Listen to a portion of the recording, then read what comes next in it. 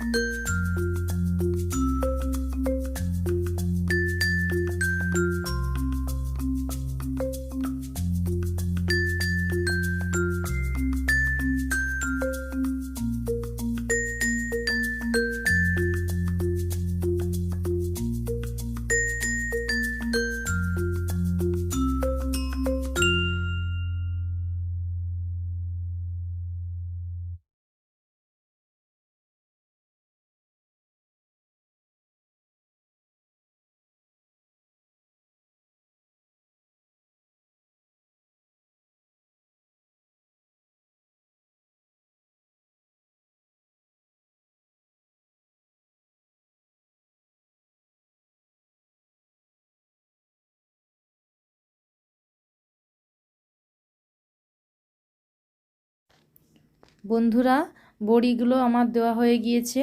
বড়ির ডিজাইনগুলো কেমন লাগলো আপনারা কমেন্ট করে জানাবেন। চ্যানেলে যদি নতুন হয়ে থাকেন চ্যানেলটি অবশ্যই সাবস্ক্রাইব করে দেবেন।